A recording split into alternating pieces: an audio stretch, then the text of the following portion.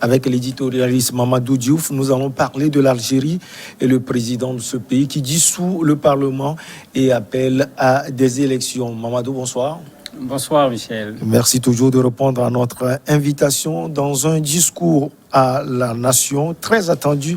Jeudi 18 février, le président algérien Abdelmadjid Tebboune a décidé de dissoudre l'Assemblée nationale et d'appeler à des élections législatives anticipées, affirmant souhaiter ouvrir ses portes à la jeunesse. C'est intéressant le discours, ouvrir ses portes à la jeunesse. Il est en train de faire une bonne lecture de la situation de l'Algérie actuellement. Tout le monde sait qu'on va vers le 2e anniversaire des manifestations qu'on appelle le Hirak. Ouais.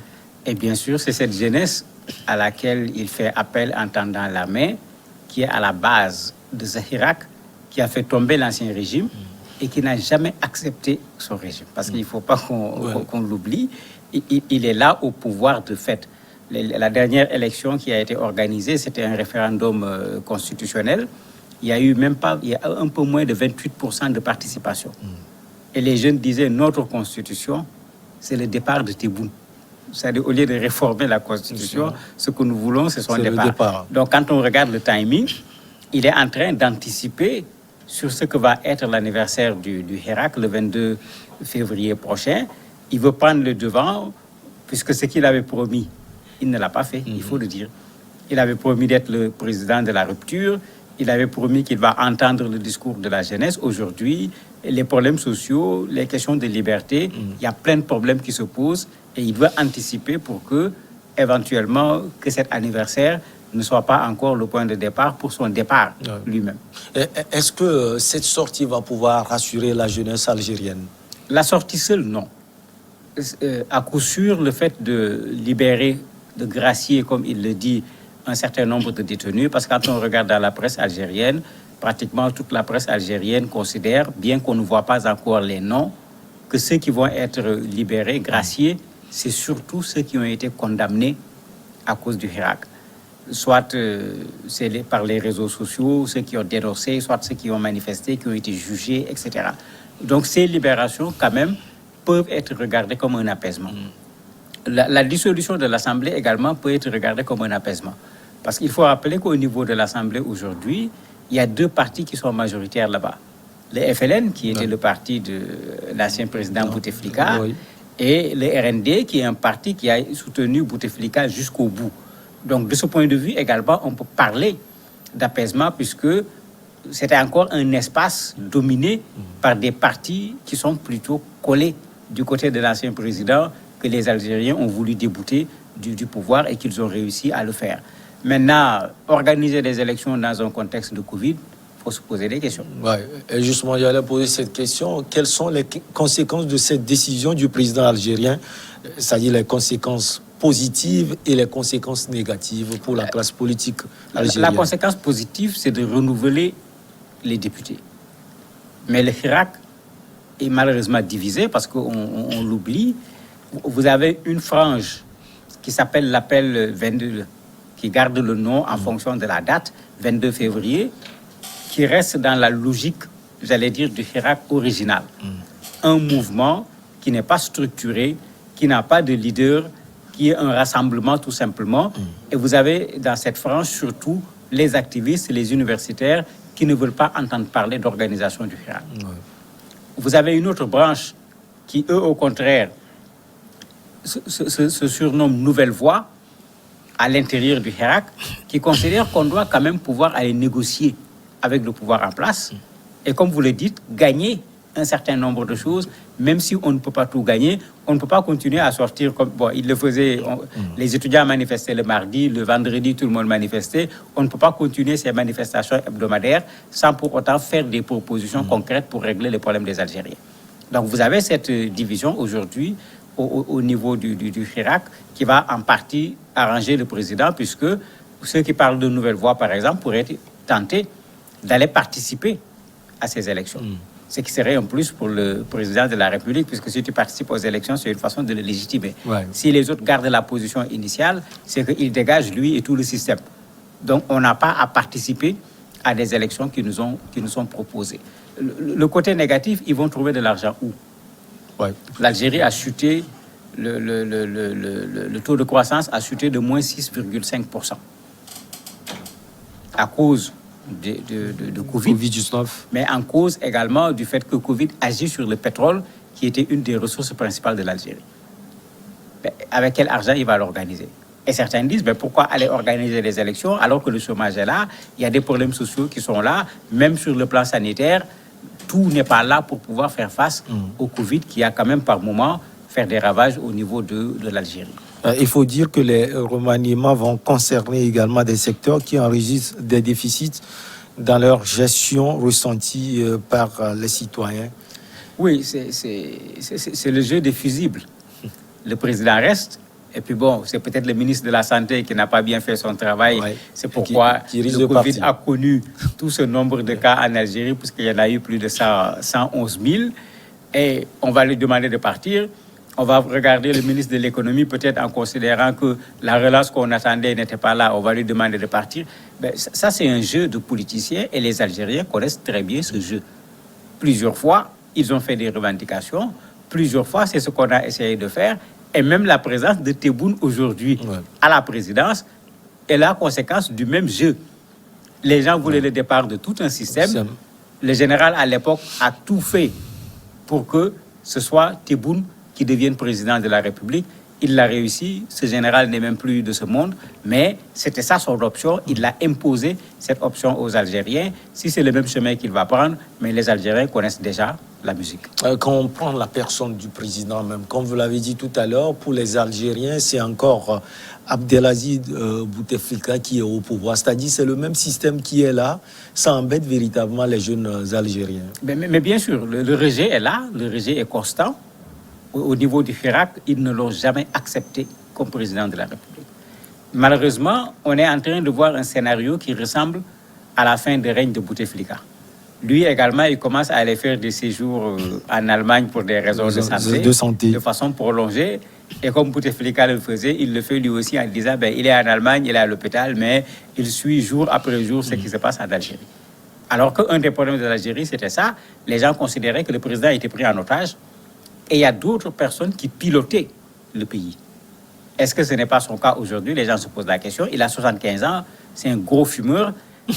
Et parce qu'il est gros fumeur, les gens s'interrogent même, est-ce qu'on parle d'opération au niveau du pied? Les gens doutent. Est-ce que c'est une affaire d'opération au niveau du pied?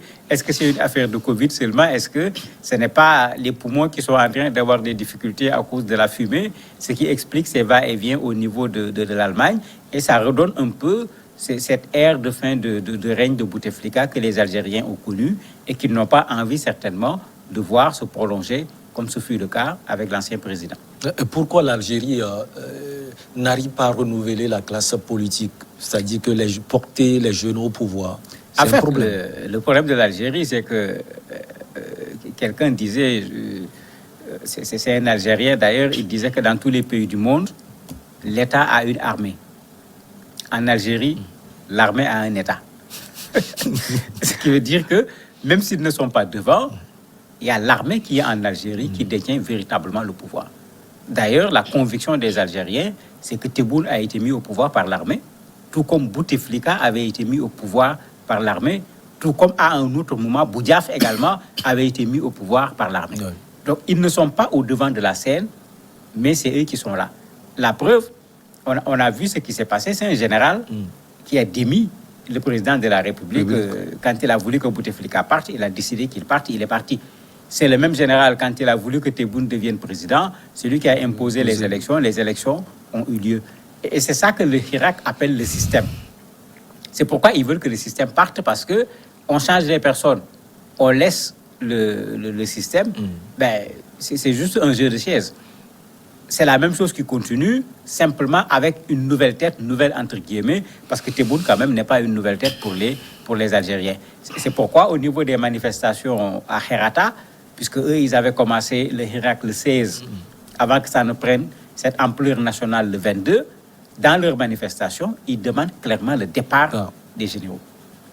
Ils demandent également le départ du président actuel, et c'est ça qui risque d'être le ton également pour la manifestation du 22, ce que peut-être le président a compris, et il veut anticiper pour déjà donner des gages que les choses vont changer, alors que ça fait déjà 2 ans que le changement attendu n'est pas venu. Mais parmi peut-être ces gages, il y a cette déclaration, le Irak béni a sauvé l'Algérie. J'ai décidé donc d'accorder la grâce présidentielle à une trentaine de personnes pour lesquelles une décision de justice avait été rendue, ainsi qu'à d'autres pour lesquelles aucun verdict n'a été prononcé. Entre donc Mamadou, 55 et 60 personnes. Oui, mais moi, cette déclaration, cette partie de son discours me laisse perplexe parce que si le Hirak est béni, mais les acteurs du Hirak doivent être bénis. Comment se fait-il que le Hirak est béni et les acteurs du Hirak sont emprisonnés? Parce qu'il y a un mouvement en Algérie qui réclame la libération des prisonniers politiques. Ce mouvement en recense 70. Alors que quand le président Tebboune est arrivé au pouvoir, le premier acte d'apaisement qu'il avait posé, c'est que ceux qui avaient été emprisonnés avec l'ancien régime, il avait commencé à les libérer progressivement. Mais aujourd'hui, il a ses propres prisonniers, entre guillemets, qui ont été jugés et condamnés pendant que lui-même était au pouvoir, y compris d'ailleurs des journalistes, des universitaires. C'est tout un ensemble de personnes qui ont été mis en prison. Mais ce sont ceux-là les acteurs du Hirak. Comment le Hirak va être béni pour l'Algérie? Et ceux qui ont porté ce Hirak, eux, ils sont comment? Mais quand quelqu'un est béni, on ne le met pas en prison. Il devait être décoré pour avoir amené cette bénédiction à l'Algérie. Mais quand on dit que le Hirak est béni et les acteurs du Hirak sont mis en prison, on les empêche autant que possible de s'exprimer au niveau de l'Algérie. Dans cette partie de sa déclaration, peut-être ses conseillers en communication n'ont pas fait suffisamment attention, mais ce n'était pas ce qu'il fallait dire. Les caciques du pouvoir, Abdelaziz Bouteflika, qui ont été inquiétés par la justice algérienne, est-ce qu'ils sont là? Comment ils vivent actuellement en Algérie? Ou bien c'est un coup juste pour cacher tout ce qu'ils ont fait durant toutes ces années? Bouteflika, on n'en parle pratiquement plus. Donc, ce n'était pas une surprise parce que je ne crois pas que l'Algérie va le poursuivre, puisque même quand il était au pouvoir, tout le monde savait que son état de santé, y compris même son état mental dont les gens doutaient depuis fort longtemps, ne le permettait pas de diriger le pays. Je ne crois pas qu'ils vont le poursuivre devant les tribunaux. Mais son frère, ses proches sont en train d'être poursuivis. Certains ont déjà été condamnés. Mais ils ont encore des procès en vue, puisque certains ont été condamnés sur une procédure. Il y a d'autres procédures sur des questions de corruption, puisqu'ils se sont mêlés dans plein de choses. Et il y en a qui sont actuellement en prison. Et très certainement, les procès vont continuer, puisque les Algériens, le Hirak réclament également cette justice.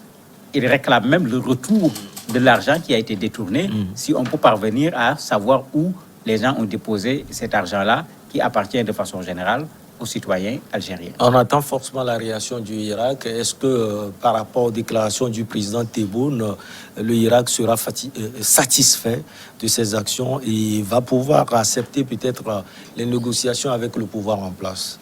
Je ne le pense pas. Le Irak, vous avez des universitaires dedans, vous avez des gens qui savent réfléchir. Certainement, ils avaient déjà leur plan pour le 22 pour manifester, puisque dans les réseaux sociaux, ils ont appelé les gens à manifester malgré le Covid. C'est ce qui a été fait à Kherata.